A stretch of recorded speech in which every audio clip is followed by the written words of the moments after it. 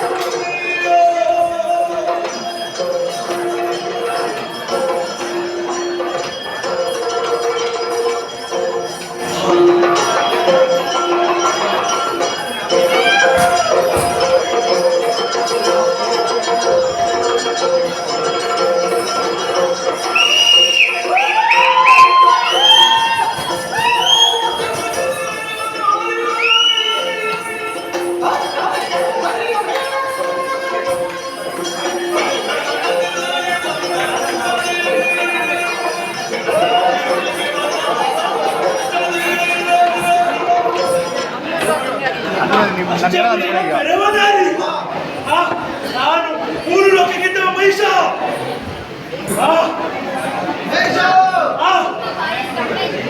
ನಿನ್ನ ನಾಲಿಗೆ ಮುಚ್ಚಿಡುವೆ, ಕಾಲು ಮುಂದೆ ಕಾಲನ್ನು ಕತ್ತರಿಸುವೆ. ಪಡೆದು ಬ್ರಾಹ್ಮಣರಿಗೆ ತೊಂದರೆ ಕೊಟ್ಟಿಯಾ? ಋಷಿಗಳನ್ನು ಪೀಡಿಸಿದೆಯಾ? ಸ್ವರ್ಗಕ್ಕೆ ದಾಳಿ ಮಾಡಿದೆಯಾ?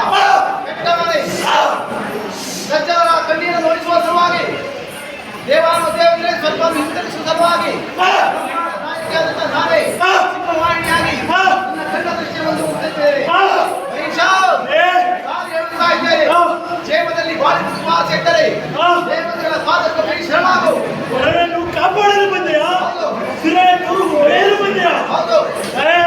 ನೀವು ಬಂದಿದ್ದು ಒಳ್ಳೆಯದೇ ಆಯ್ತು. ನಿನ್ನ ಆಯುಧವನ್ನು ಬದಿಗಿಡಿಸಿ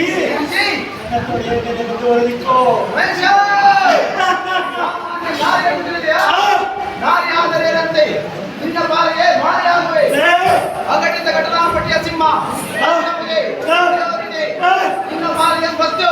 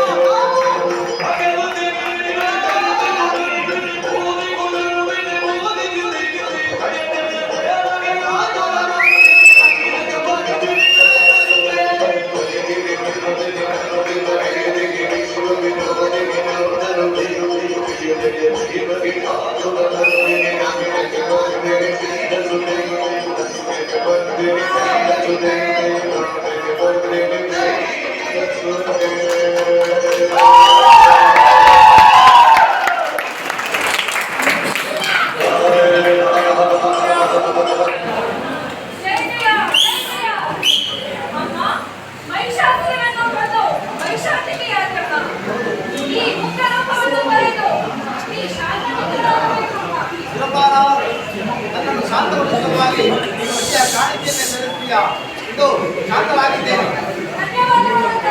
ಶೈಲಪುತ್ರಿ, ಬ್ರಹ್ಮಚಾರಿಣಿ, ಶೈಲಘಟ್ಟ, ಚಂದ್ರಘಟ್ಟ, ಕಾತ್ಯಾಯನಿ, ಕಾತ್ಯಾಯನಿ, ಕಾಳಿರಾತ್ರಿ, ಸಿದ್ಧಿರಾತ್ರಿ, ಮಹಾಗೌರಿ ಹೀಗೆ 9 ರೂಪಗಳಲ್ಲಿ ಈ 9 ದಿನಗಳ ಪರ್ಯಂತ ಅವಳನ್ನು ದರ್ಶನ ಮಾಡಿದರು. ಈ 9 ದಿನಗಳನ್ನು ನವರಾತ್ರಿ ಎಂದರು, 10ನೇ ದಿನವನ್ನು ವಿಜಯದಶಮಿಂದರು. ಯಾರು ಶ್ರದ್ಧಾಭಕ್ತಿಯಿಂದ ಆಚರಿಸಿಕೊಳ್ಳುತ್ತಾರೋ ಅವರ ಇಷ್ಟಾರ್ಥವನ್ನು ನೆರವೇರಿಸುತ್ತೇನೆ. ಸುರಪಾಲ, ಇದು ಸ್ವರ್ಗದವನ್ನು ನಿರೂಪಿಸ್ತಾ ಇದ್ದೇನೆ, ನಿಶ್ಚಿಂತೆಂದಾಳು.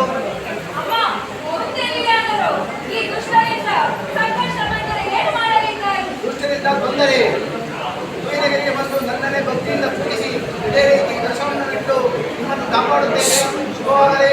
ಇದು ಅದೃಷ್ಟರಾಗುತ್ತಿದ್ದೇನೆ, ಅದೃಷ್ಟರಾಗುತ್ತಿದ್ದೇನೆ, ಅದೃಷ್ಟರಾಗುತ್ತಿದ್ದೇನೆ.